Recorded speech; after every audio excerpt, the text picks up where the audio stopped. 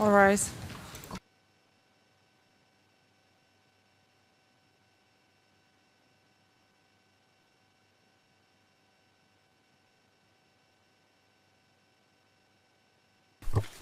Please be seated.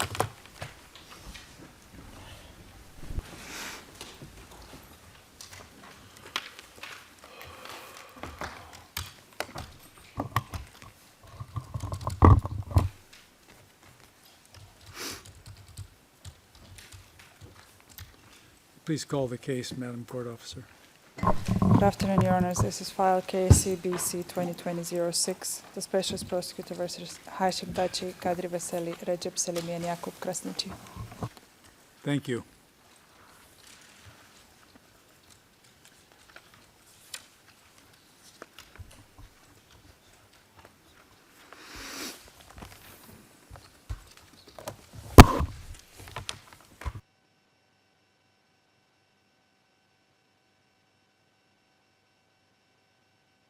Good afternoon, and thank you for coming.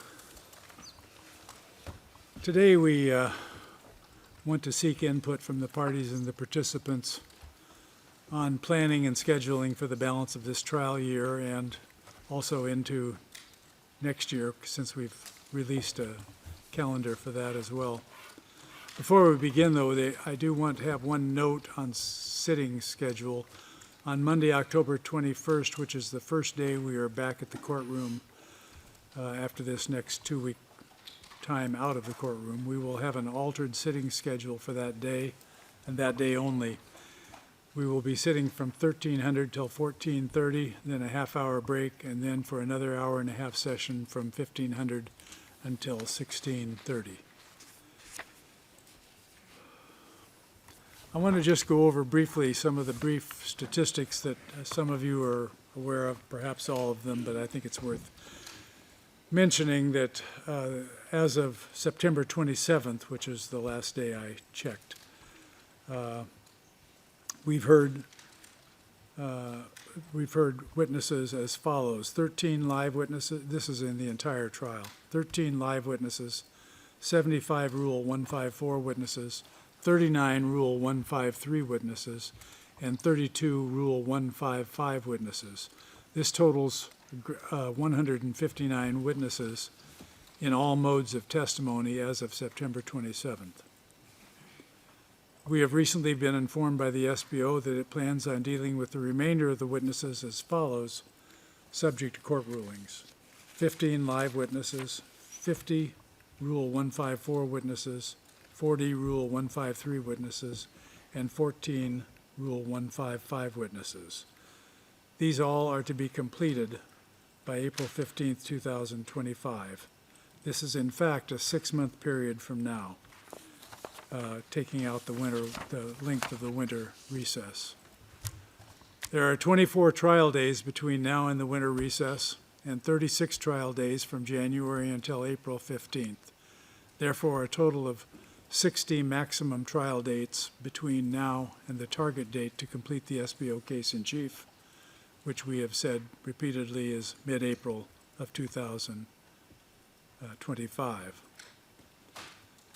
So we thank you for all your efforts thus far for everybody. However, we are curious and somewhat skeptical about whether or not the SBO's case in chief can be completed as planned by mid-April. We have listened to testimony for a year and a half in order to complete 88 witnesses in court.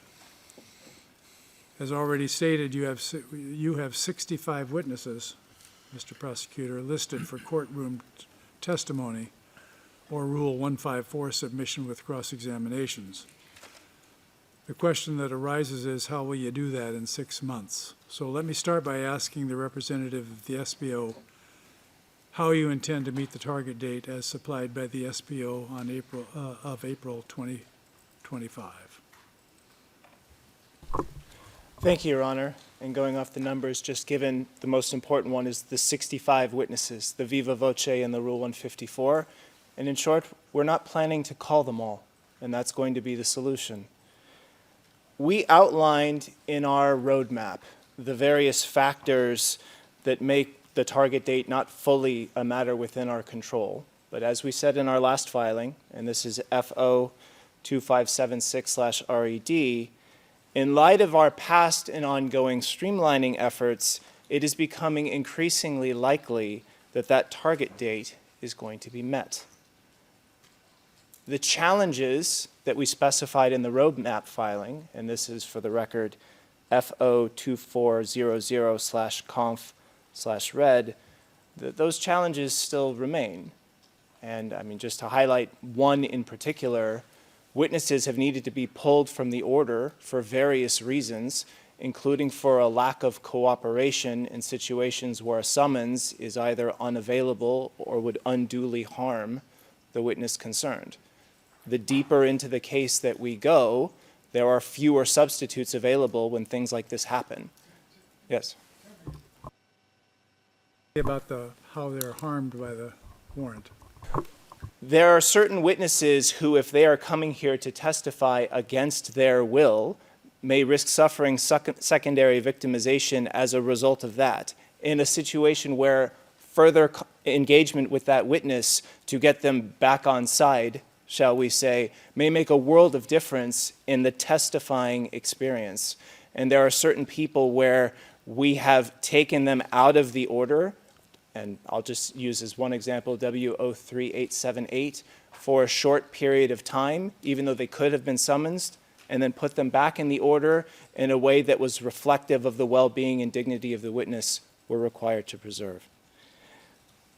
But needless to say, all of this, it may complicate calling the last witnesses in a kind of neat, uninterrupted sequence, but we're also trying to take that into account with the streamlining that we are doing.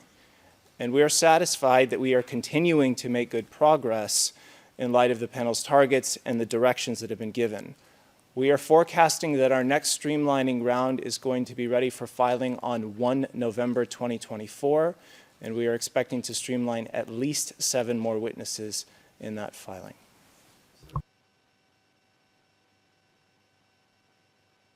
Of those who will appear in court, or? Of those who will appear in court. Of that Okay. 65 number, at least 7, and we'll be able to give a more complete update then. So you do believe that the target date is reachable? Yes.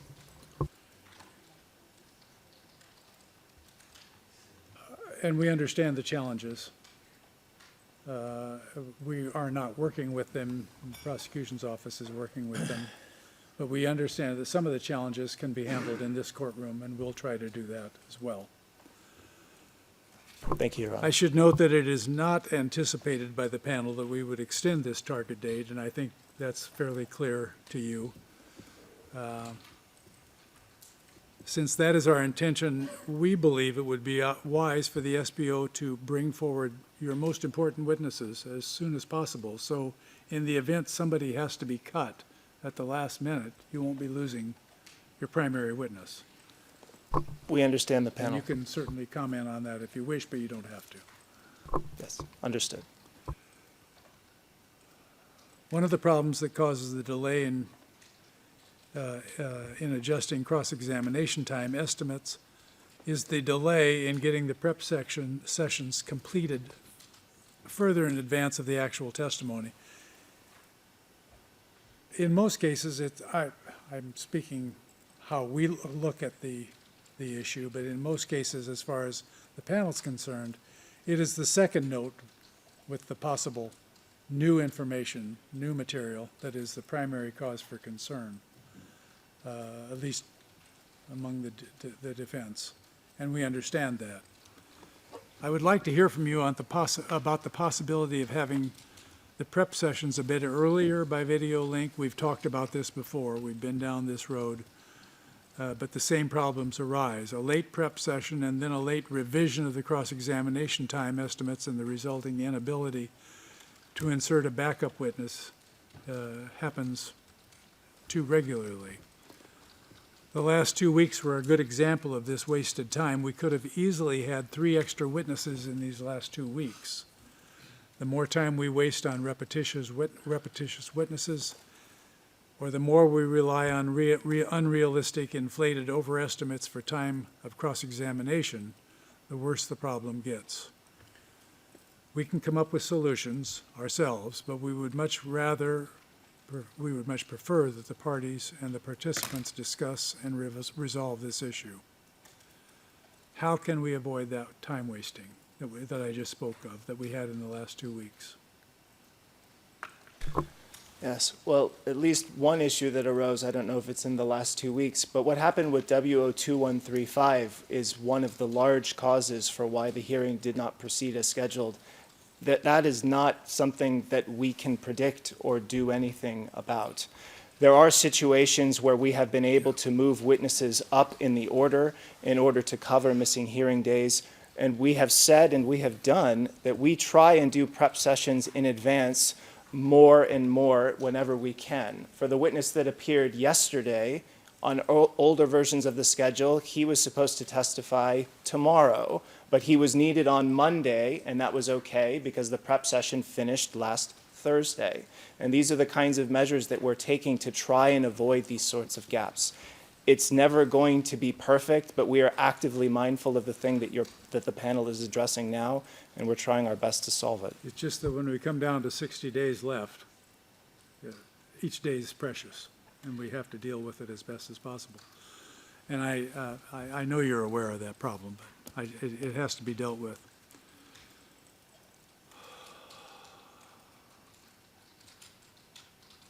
We will come to some questions for Victims' Counsel and Defense Counsel in a bit, but I would like my colleagues to have a chance to ask anything they have of the SBO concerning the SBO's case at this time. Judge Barta, anything? No. You've answered most of my questions, Mr. Halling, but I have a couple more, if I may. I understand from your submissions that you are not going to call the 65-ish viva voce / 154 witnesses, and that you plan to calm the list down. We understand that out of these 65, 7 will go on or about the 1st of November. Do you have a sense of when you will be in a position to inform us and, of course, the defense and the counsel for victims as to the others? Because I would expect everyone here to spend quite a bit of preparation time on witnesses who might never call. So the message is, at least from my point of view, the sooner the better. Yes, and first, if I could maybe clarify the 1 November deadline, that would be at the latest when we would provide this information. If we knew who the 7 witnesses were now, we would announce them now. But that is sort of when the next one is forecast. In terms of the one after that, we could forecast another streamlining round, perhaps just before the winter recess, and then a further one after that, after the winter recess, just to make sure that we are. I mean, these are always piecemeal assessments, but that we are giving regular updates on the progress. Thank you for that. I have a couple of small things, perhaps, but one of them is how witness-dependent you are from your point of view in terms of the exhibits that are left to be tendered by you. Have you conducted that assessment? In other words, will you offer the bulk of what's remaining on your exhibit list from the bar table, or are there categories of documents that you consider require the calling of witnesses? And again, I don't ask for specific, but to get a general sense from you. We don't have any particular categories of items that have to go through witnesses other than things that are obvious, like statements of witnesses and associated exhibits to their transcripts. There are indeed a great many items that we would be proposing to call through the bar table, but we don't have relative percentages of these. One thing that we are doing commonly is we are pursuing multiple active paths at once to get items admitted. We file a motion trying to tender items through the bar table for the Karadak operational zone. Mr. Russell appears in the courtroom in August, and we pull some items out of that bar table motion and tender them because we would like the ruling now and we think we can get it, rather than waiting for a future ruling that may not be in our favor. And so we are making these decisions regularly and moving from one frame to the other, but there are going to indeed be a great many items tendered through the bar table between now and the end of the case. And maybe last but not least, in terms of the categories perhaps of witnesses that you are planning to pull, are they, I'll use broad terms, but victims witnesses? In other words, are there sites and locations that will not be subject to witness evidence, or are they of a different sort of witnesses, if you can give us a sense of that?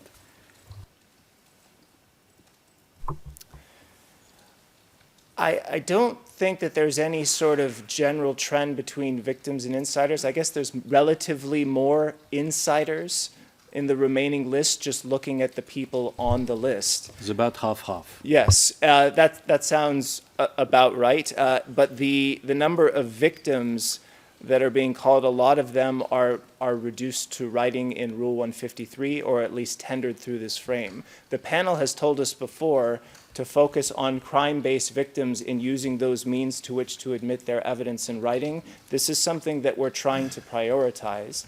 This is not something that we can do on every occasion, and indeed there have been occasions where we have attempted to use Rule 153 to admit a crime-based witness and been told we need to call them under Rule 154. But we are trying to kind of work within the parameters that the panel has been encouraging us to work in. Thank you. Judge Gaynor? Thank you, Judge Smith. I have a question about the preparation sessions for the, let's say, 60-odd, after you reduce maybe 55-odd live or Rule 154 witnesses who you have still to call. It seems to me, looking at the list of those witnesses, that at least some of them could be subject to a preparation session by a Zoom link. And then you can get preparation notes 1 and 2 across to the defence well in advance of their arrival in The Hague. And then the defence have additional time to look at preparation notes 1 and 2. And you could use those witnesses to fill in, perhaps, especially the internationals, where gaps arise. Is that a possibility? Yes, it is a possibility. And it's something that we're already trying to do. And it's something that there are certain witnesses where this works relatively less well, and in particular witnesses that, noting that preparation sessions are also for the well-being of the witness, that they feel comfortable coming into this courtroom and telling their story. There are certain people where that remote prep session may be less helpful because it may be better to have it closer in time to when they come. But Your Honor's correct. There are some witnesses on that list that don't need that. And we are looking for remote preparation solutions. This is something we've done before. We're going to continue. Thank you. Now, turning to the defense, we appreciate the fact that you've made efforts, and we have noticed the efforts, to shorten your cross-examine times. But as I've stated, we continue to struggle with exaggerated time estimates, and it's not a new problem. Some of you have taken this to heart, but it still amazes me that as happened yesterday, the defense team's estimate for cross-examination was 3 hours, when in fact they only took a half an hour for the questions. That's unacceptable. We have previously threatened to adopt the practice of reviewing statements of witnesses and setting time estimates for you, and we are drawing closer to that. We have never denied anyone's request to exceed time estimates to complete a cross-examination if a reasonable request is made, and I see no reason to change that practice, and I don't think we've ever had an unreasonable request. So when we ask you to give us an accurate estimate, you have to bear in mind that there's reasonable latitude by the panel to give you the extra time you need when and if it comes up. Now, if it comes up every single time, it's telling a story, but please accept the fact that we are reasonable and we will give you time, but what we really need from you is an estimate that you're going to live with, not an estimate that has 2 hours padding stuck in just in case, something untoward happens. If something untoward happens during your cross-examination and you need to add something, we can help you do that. But we can't help having a 2.5 hour overage on the estimate. we have to deal with that. So I asked the teams to submit your thoughts on this issue. First of all, let's just start there, and we'll start just in the regular rotation with the Thaçi defense first. Oh, I'm sorry. We have somebody on the screen. Mr. Yes. Misitich, thank you for being with us. Thank you, Mr. President. Good afternoon to everyone. Just in speaking on behalf of the Thaçi defense, I think the panel will have noted that in this block of witnesses, we've kept our estimates to an hour or an hour and a half, with a rare exception. I believe there were one or two witnesses where we asked for more time, one of which unfortunately was not able to appear last week. Excuse me, was it because you weren't here? Yes. That does improve things slightly, but we are of the same view that we're trying to keep our witness estimates relatively short, to an hour or an hour and a half, unless we feel that there is a witness who really deserves extra time for cross-examination. The only thing I would add is that recently we have not had reserve witnesses ready. I don't know why that practice dropped off, but we didn't have, from August and September, reserve witnesses ready to go, which I think would be a good practice to reinstitute who the reserve witnesses are going to be for the following weeks, just in case we go short. But you'll see our cross-examination estimates for this next block of witnesses coming up. I think they'll be quite reasonable, as there don't appear to be many who require an excessive amount of cross-examination. Thank you very much. And we have noticed, as I stated when we started, we have noticed that there has been an effort by everybody to consolidate so that you're not repeating the same questions over and over, although it still happens. But we appreciate that. Mr. Dixon. Thank you, Your Honours. We too have been trying to ensure that the time estimates are updated. But if I can underline 2 points in this regard. The first is, which has been raised already, about getting the prep notes at the last moment or shortly before, as opposed to much earlier before.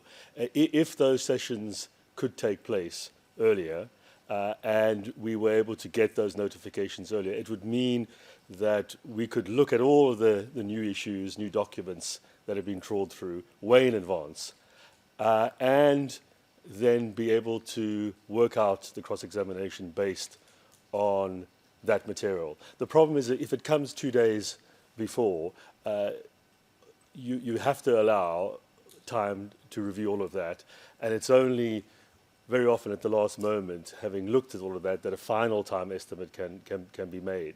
Of course, then that's given, but that might then affect whether other witnesses can be lined up just in case.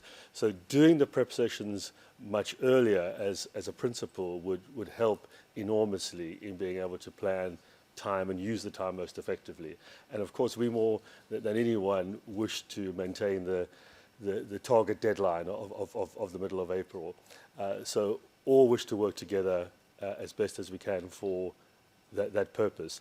The other point would be if the prosecution could tell us in advance which parts of the prep notes, prep note 2, they intended to go through with the witness in advance, that would also help. Very often there are 20 points there, and only 1 or 2 are explored in examination in chief. So you've prepared all the 20, checked all the documents, looked at all the cross-examination, and then only a few arise. There have been a few witnesses recently, I've only looked at this recently, obviously, where I've noticed this happening. And I've seen the amount of preparation that goes in, and therefore the time that has to be estimated. So I understand the Prep Note 2 has to cover everything that is discussed, but in advance, if the prosecution could say, even if it was 48 hours in advance, we only are going to go to points 1 and 5 in the Prep Note, and nothing further. Of course, once again, if something completely dramatic arises or a new point comes up, they can always do it. They wouldn't be forestalled entirely, but it would help with streamlining. And then the last point, just to reiterate, fillers. I'm still at a loss as to why filler witnesses can't be lined up, even if it's a small number, 2 or 3 lined up to fit in. if time allows. Even this week, potentially, we might not be sitting on Thursday. A filler witness could come in, even if it was a smaller witness, to make sure that that valuable time is not lost. So I would reiterate again a direction that filler witnesses are lined up, because the court time is fixed. Of course, there are issues to take into account, but call me old-fashioned, but when a court schedule is fixed, witnesses have to be available to come into that, and they can be lined up and told, this is when you're coming. It's really there for the court, not only for the witness. There has to be a balance struck. Yes, and the balance has to include the fact that those witnesses have lives too, and we have to accommodate that to some extent. Absolutely, to some extent, Your Let's- Honor, let- but there let has to me be a ask balance Mr. struck. Let me ask Mr. Halling if he wants to respond to the reserve witness availability and what problems you might have in having 3 or 4 of them ready. Yes, I mean, we support having reserve witnesses. There are 2 reserve witnesses in our latest Rule 154 filing, which is FO 2593. How quickly are they available? For the reserve witnesses that we put in the last filing, they're available for the next block. So the idea is that they are available on short notice if any gap arises between 21 October and 7 November. Like for the next day, for example?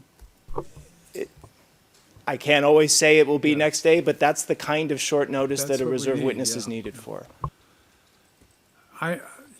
Just yesterday, the witness was testifying, or made a statement at the end, that he'd been here 7 days. And that is a bit of a stretch. I mean, that's a long time to sit and wait in a foreign city by yourself in order to testify. So we have to think about those kind of situations too, and we do. So, So, I was thinking more of video link witnesses in particular, where that could be scheduled at shorter notice, providing we have notice. I think you're right about that, that the more we can use video link on short-term notices, the better. Easier for them, easier for us, easier for you. So provided we've got notice of that in advance, then we could have those prepared and ready, so they could be slotted in at short notice. Sure. Thank you. Mr. Roberts? Thank you. Anything you'd like to add? Very little, Your Honour. I swore to myself that I was not going to blame anyone else in the courtroom for any delays in proceedings, you for so that. I will try and keep this short. Now, the one thing I would suggest is, and obviously, like all the other teams, we are making efforts to make the most realistic cross estimates. But one thing I would say, and this has happened various times, and I hold myself completely responsible for this, we have given a good faith estimate, and then we have reassessed that after hearing what the witness has said, and then decided that that actual may result in a much shorter cross or no cross at all. And that is something that is part of trial proceedings, and we obviously reserve the right to do what we believe is in the best interests of our client throughout, and so therefore there will be good faith estimates that are given in advance of the witness coming, and then that results in quite a change. Now, we obviously try and keep that down as much as possible because we're fully aware of the resulting impact on proceedings, but that is part of what we need to do, and just to flag up that is a reality of trial proceedings, so, as obviously you're all well aware. Thank you, Mr. Roberts. I'll come back over in just a minute. How long of a time period is there, on average, between the end of the prep conference till you have delivered the documents to the defense and to the participants? If we consider the end of the prep session being the readback of the preparation note, which we're required to do in order to confirm its accuracy, we tend to do that same day. Same day, at least by courtesy copy in the email, if not in the formal disclosure package. Thank you. Mr. Ellis, or Ms. Alexander? Thank you, Your Honour. We, of course, echo the points that have been made before. We are trying to give accurate time estimates, as we always do. I certainly appreciated a few witnesses ago that the panel gave some latitude where I perhaps took a little longer and perhaps was more generous to another team with giving time than required. But equally, there was an occasion recently with witness 4752, where we had reduced our time estimate and then in the course of cross-examination wanted to use longer again, and due to constraints we were held to a shorter time estimate than we would have liked. So that's also on our minds. Sometimes it depends upon what's being asked. I'm sure that's right, Your Honour. I don't want to reopen old debates, but it's a situation that we encountered recently. We, of course, also echo what's been said about preparation sessions. Your Honours are right, it's preparation note 2 that is often the concern, and particularly where new documents are shown, which we then have to go through and which then aren't always used in the course of direct examination. We may have reserved time to deal with documents that don't ultimately come up. And of course, going forth, we're always mindful of Your Honour's instruction to be judicious with our use of time, and if our questions are touched on or asked, we shorten down accordingly.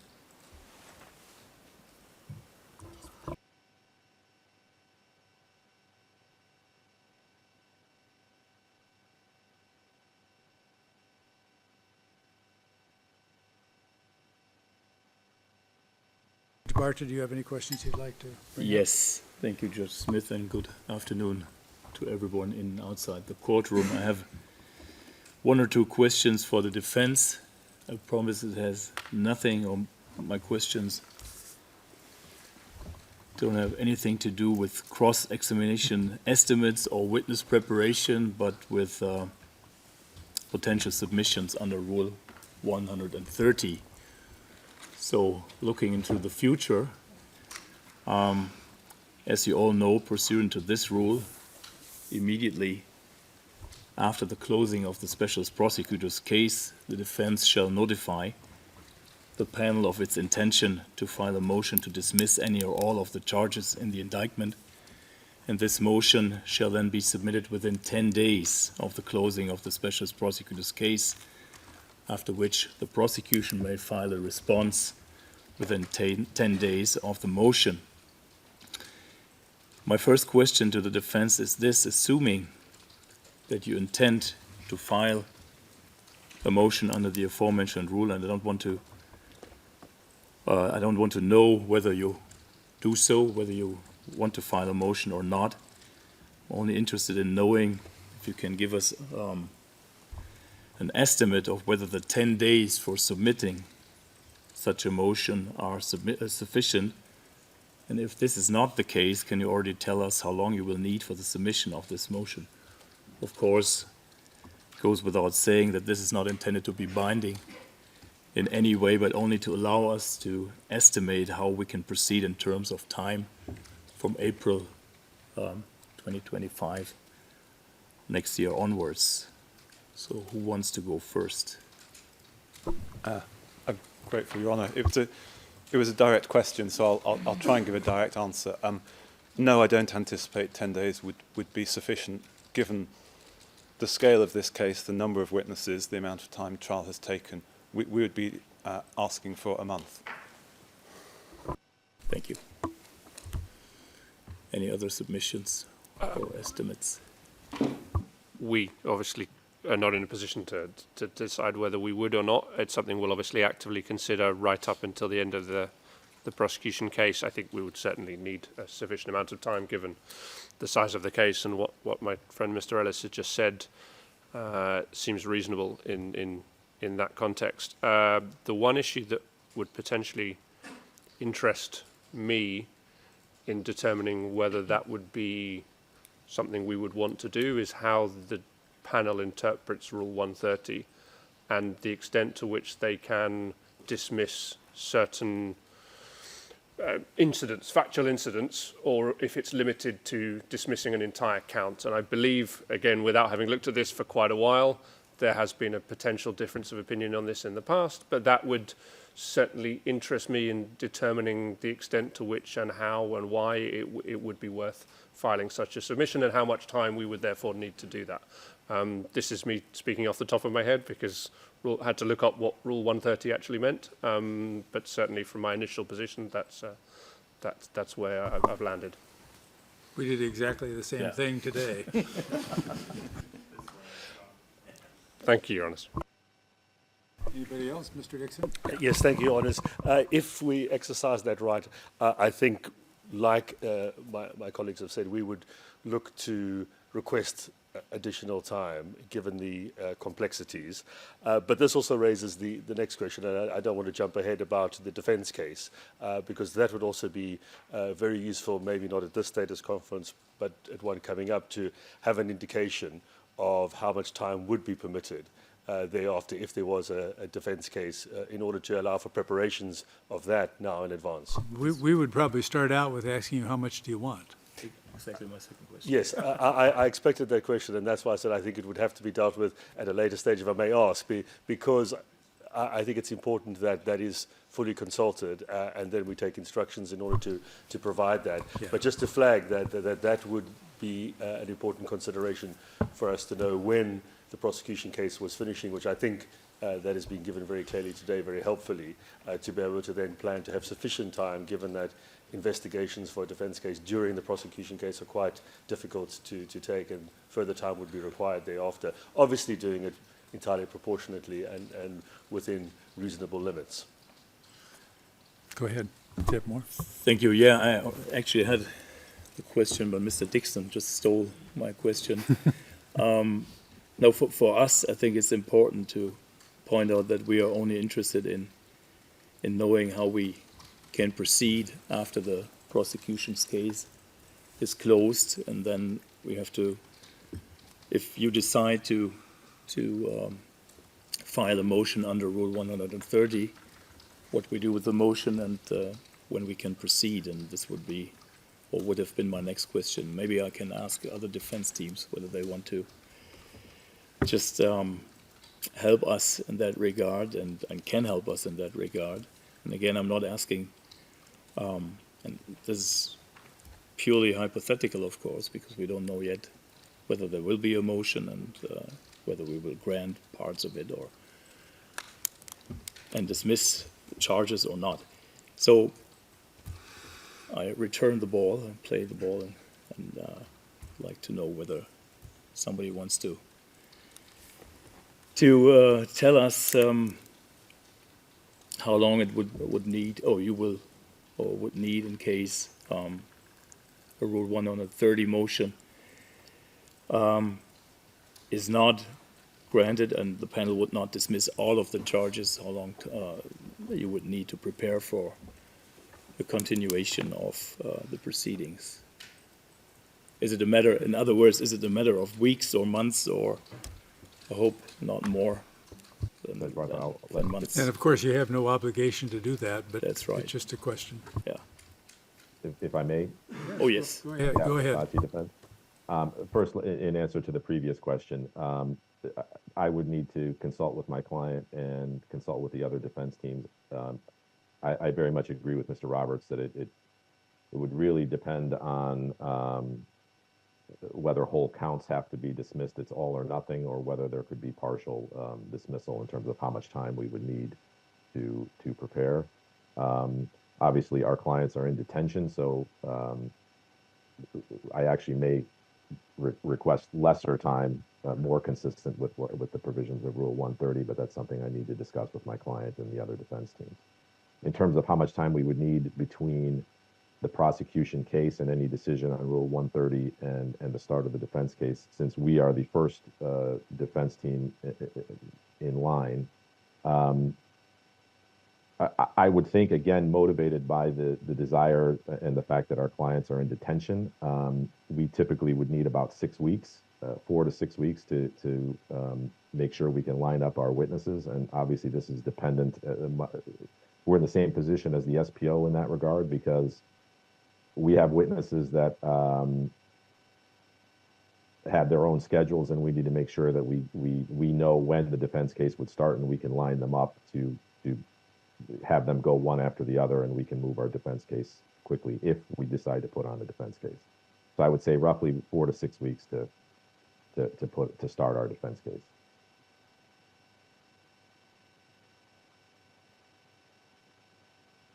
Anybody else have a comment on this prosecution? Nothing at this time, Your Honor.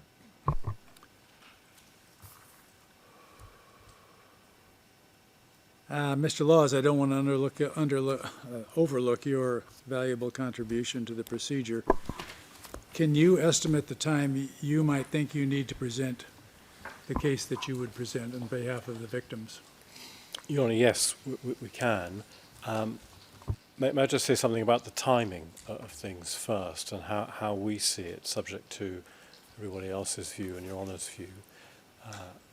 The chronology seems to us to be this, that the prosecution case is closed, the Rule 130 litigation, if it's going to happen, begins and ends, and then we put on the case that we want to put on. That's the way that we see it, because Rule 130 starts with immediately after the closing of the specialist prosecutor's case and doesn't appear to admit of the possibility of Victims' Counsel having a case that comes after the end of the prosecution's case and before the Rule 130 litigation. So if that understanding is shared by all and by Your Honours, that would be a valuable milestone for us. Our intention at the moment is to submit the majority of the material that we are going to be relying on in writing, and we will, as things stand, our intention is to call some evidence, both lay witnesses and one or more experts. We think that that process will take somewhere around a week, possibly going into a second week. That's our best estimate at the moment. You answered the other questions I had. Thank you very much for your submission. Anybody have any questions or any comments about that? Go ahead, Mr. Prosecutor. No comments at this time. Any comments by the defense, especially concerning his concept of how the procedure should occur? Thank you, Your Honour. From my side, that makes perfect sense. I would also suggest that it needs to be done that way because the victims would only be able to lead evidence in relation to counts or incidents that hadn't been dismissed by Your Honours if such a motion was raised. So chronologically it would have to go that way. That's the only thought I have at this stage, but apart from that, nothing. Thank you. Well, it would be helpful. Does anybody else feel that they need to object to that particular procedure? And maybe you have to think about it. I don't know, but it would help Mr. Laws, I'm sure, to know if that's the process we're going to follow. Your Honour, I don't want to object now because it's a matter that it has to be taken under consideration and instructions taken. So it's once again very helpful that it's raised. So there's no objection on the record now. But if there's any matter arising, we will notify all of the parties and of course Your Honours immediately. I think perhaps we should have a deadline for making that decision. Maybe December 1 or something to that effect. Would that be sufficient, Mr. Laws? Yes, certainly. And so we understand that's the defence filing notice that they don't object to our... Yes. Anybody have a problem with that schedule? No. But that's helpful, Your Honour, to have that schedule. It's just something we haven't turned our mind to yet. So.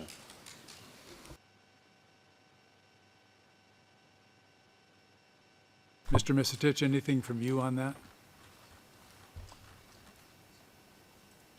Nothing further at this time, but I do wish to reserve my position and to consult further with Mr. Laws when I return tomorrow to The Hague. No problem. I'm just talking about is there any problem with setting a deadline to raise an objection by December 1st? No problem with that. All right. That'll be the way. We'll enter an oral order to that effect yet this week. I have a question for you, Mr. Laws. You've indicated in your submissions that you were planning to submit, I don't want to paraphrase, but the bulk of the material in writing. Do you mean witness statements, or are you referring to reports, exhibits? Can you clarify this? A mixture of material, Your Honour. And again, I'm not pressing you too hard at least, but do you have a sense of how many witnesses you would be minded to call for your case? It's a small number, and when I gave the estimate of a week, possibly going into a second week, what I had in mind was the time that it would take to call the oral evidence that we have in mind. So we're talking about really half a dozen witnesses, something like that. Thank you. I've just Yes, one go question ahead. for Go ahead. the Thaçi defence, and of course you're not obliged to answer this at this point, but from the for the purposes of trial planning, are you able to indicate, even in general terms, how many witnesses you might wish to call as part of your defence case if the proceedings reach that point?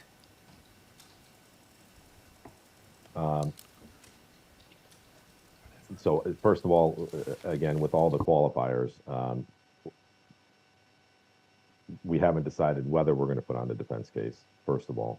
Second of all, I can give you a very rough estimate, and that's at this point in time, subject to whatever else transpires in the case. But I would say at this point, no more than 10, and that's without prejudice to us amending that later. Thank you for that answer. I have another question about Rule 154, which is, of course, a time-saving device. And, of course, the panel welcomes good advocacy and good cross-examination. But it has been noticed that occasionally defence counsel will put to a witness a sentence from evidence which has been admitted pursuant to Rule 154, not as a basis to ask further questions on that point, but simply put it to the witness and then move on completely to a completely unrelated point. And I was wondering if there is some reason for this. We are mystified as to why the defence would want the witness simply to confirm that they've said something earlier and then move on. These Rule 154 statements are in evidence. The defence can use them in their final briefs and final submissions to make whatever points they wish. Is there a particular reason for asking a witness merely to confirm something that they said earlier?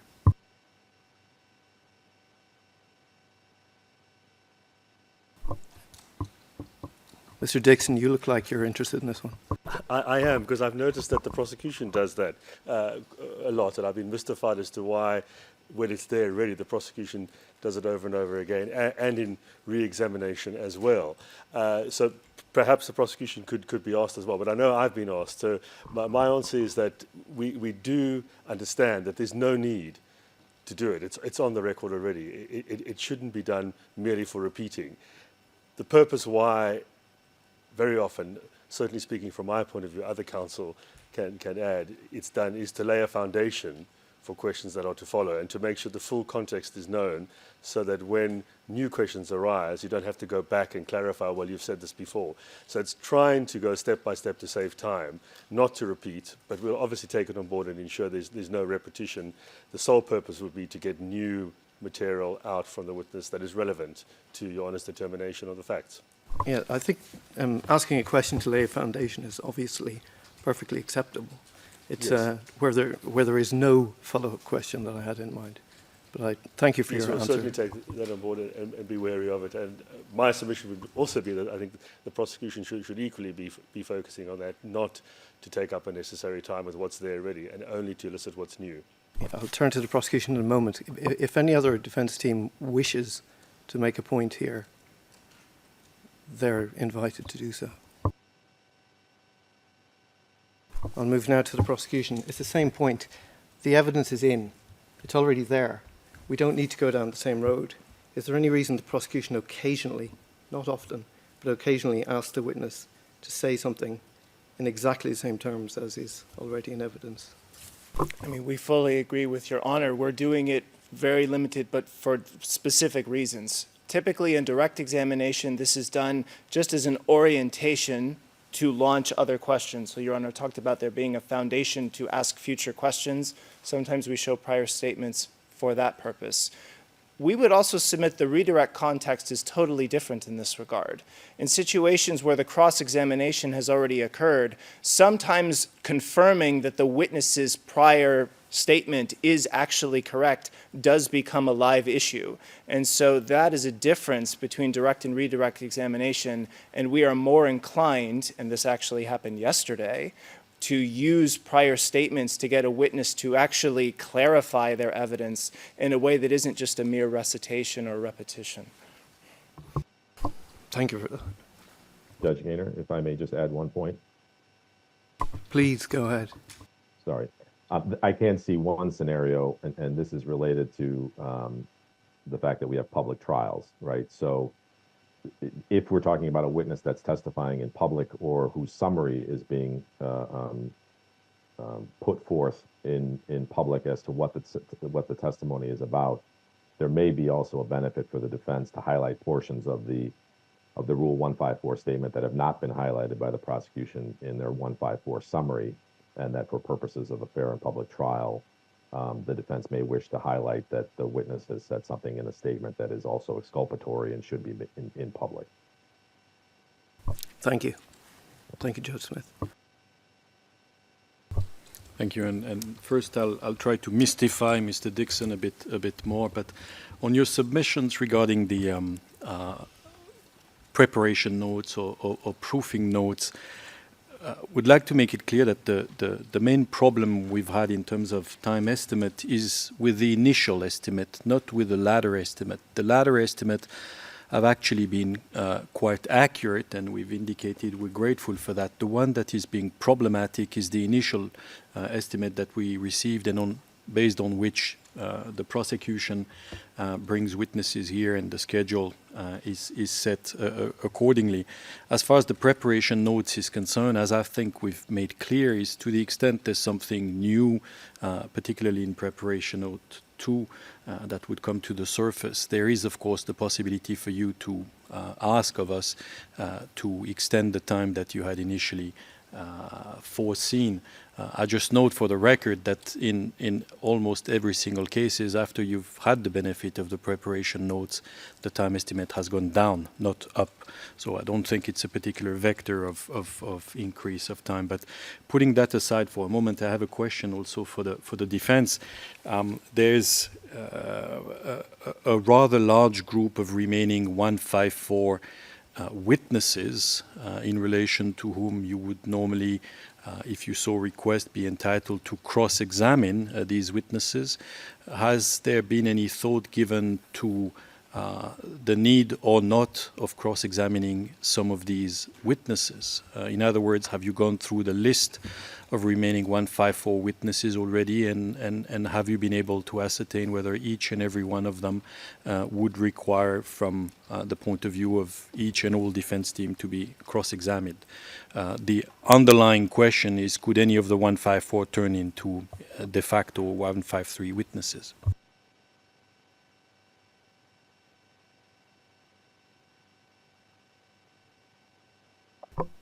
Johannes, perhaps I could start by, on the point of the prep note too, I much appreciate that indication. The submission I was making was that the earlier we got prep note 2, the sooner we could then get that estimate and get it down, inevitably. So the request was whether the prosecution could do those preparations remotely or earlier, or even traveled to wherever the witness is to get it done.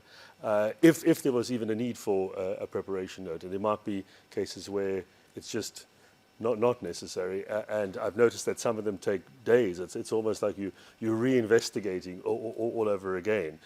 So if they have to happen at all, then if they can happen sooner, we could give those estimates immediately, plus also indicate which are the main topics that the prosecution is going to focus on. But we certainly use that as a way of trying to reduce, and we'll continue doing that as quickly as we can. On the question of 154, 153, we know that the prosecution has been filing various applications to admit under 153. So submitting that there's no need to call the witness. And we have responded to those. I think the recent one we responded to was on the 30th of July, indicating where we agree or where we would ask that 153 witnesses are not admitted. There hasn't been any ruling on that yet. And our submission would be that we should continue this practice where, as the prosecution brings the case, they indicate where they believe it could be dropped down from 154 to 153. We can then respond and see if we can agree without troubling Your Honours, and then in that way reduce the number of witnesses that need to be called. Even in relation to what the prosecution has said now about the streamlining, bringing it down to 7, we're not sure if they're dropping those altogether, or are they going to seek to admit them through written evidence. If they are, they should apply. We can respond.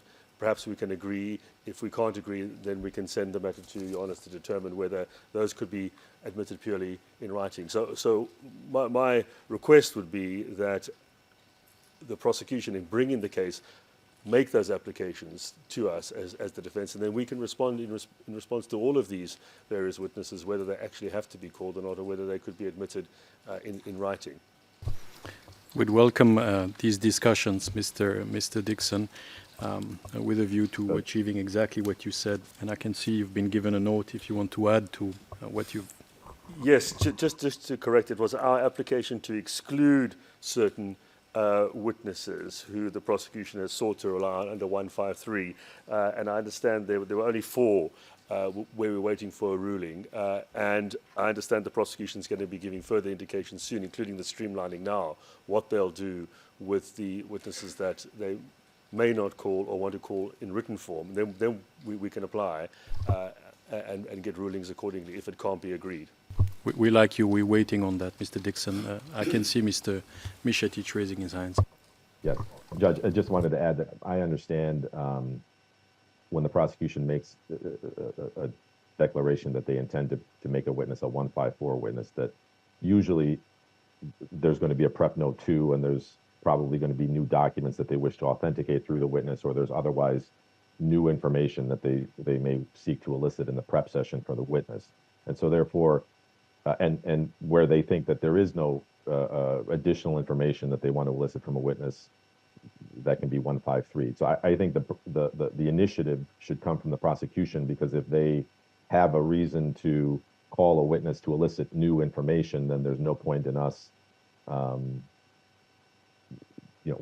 deciding at this point that we're not going to cross-examine someone.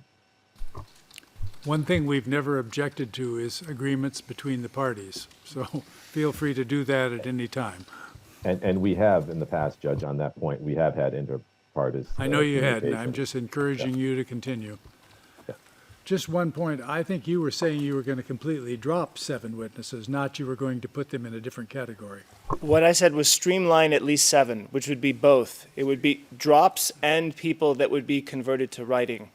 As concerns what the defense was discussing now in relation to Rule 154, we have to file Rule 154 applications for these witnesses. That is our clear, overt act indicating the basis on which we want to call these witnesses. The responses to those applications are a natural opportunity to say that no cross-examination is going to be given for those witnesses, and it would spare the need to call them if that could only be And done. I think that happened once.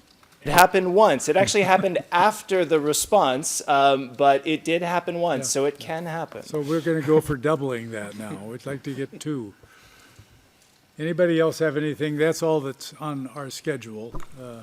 Yeah, Mr. Ellis. Your Honour, the only additional point that occurs to me is that looking down the list of witnesses to come, we could probably all identify less than 10, probably 6 or 7 large witnesses who are likely to take significant court time, whether done by virtue of their position in the organisation or just looking at the prosecution's time estimates. So we probably all know who those witnesses are going to be, and it would be extremely helpful to our planning to have some sort of a roadmap for when those witnesses are likely to fall within the 6 months of this case, because that would enable advanced preparation and perhaps some advanced time estimates. That seems like a very good idea, and it would be helpful to know where those 10 major witnesses are going to occur, because they're going to fill up a good number of the days that you have. I think we've estimated a couple of people could have 4 or 5 days in trial. So We can say in this regard that I don't know if it's going to cover every single witness that Mr. Ellis was just referring to, but early next week we're going to file our notification for the witnesses from November to January, and that is going to have an indication of some of those big witnesses and approximately when they'd be appearing. that will be helpful. The earlier we could get the preparation notes, obviously, for the bigger witnesses, that would be extremely helpful.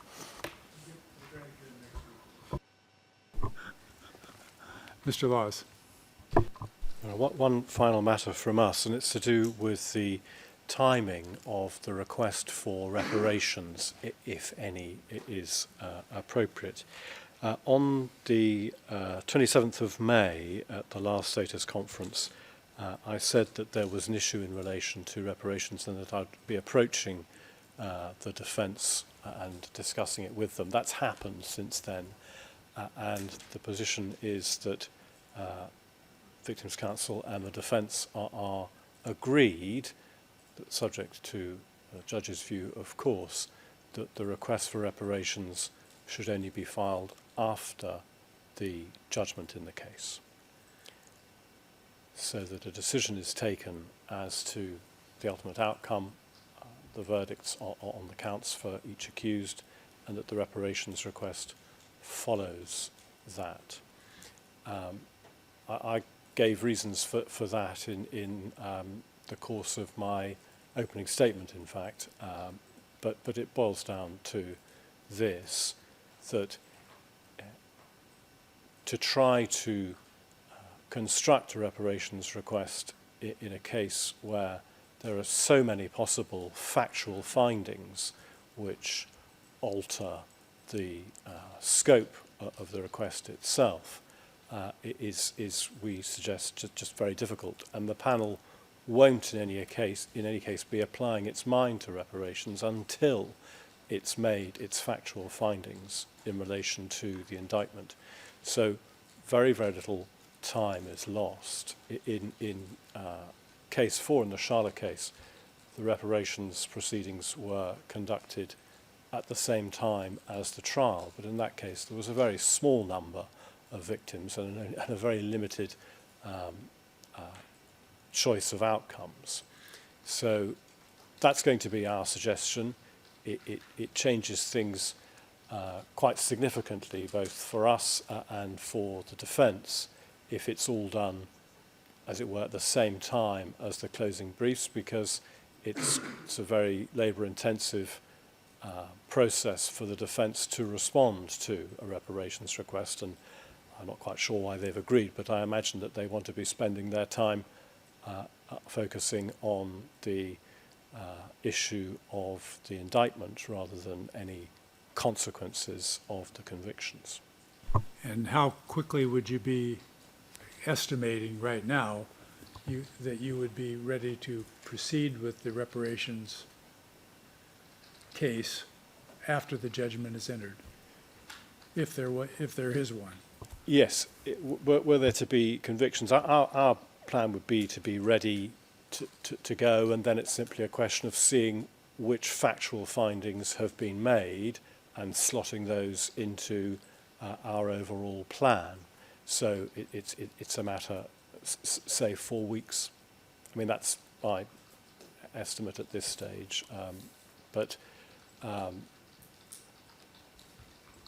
Yes, anyway, Mr. Mistich was good enough to be the spokesperson for the defence in this regard, and we've reached an agreement with him and we put that before the panel. We informed the prosecution of that as well, but that's our suggestion. And we're not trying to hold you to that 4 weeks. We're just trying to get some sort of an idea. So thank you very much. We're going to have done the work Yeah. before anyway. That's Yeah. for sure. Yes. But it's a question of submitting something which is focused and also something which reflects the totality of the findings, assuming that there are any adverse findings. And that's just it's impossible for us to do that in advance in reality. Oh, no objection on that. Actually, what Mr. Laws is proposing is consistent with the ICC reparations proceedings.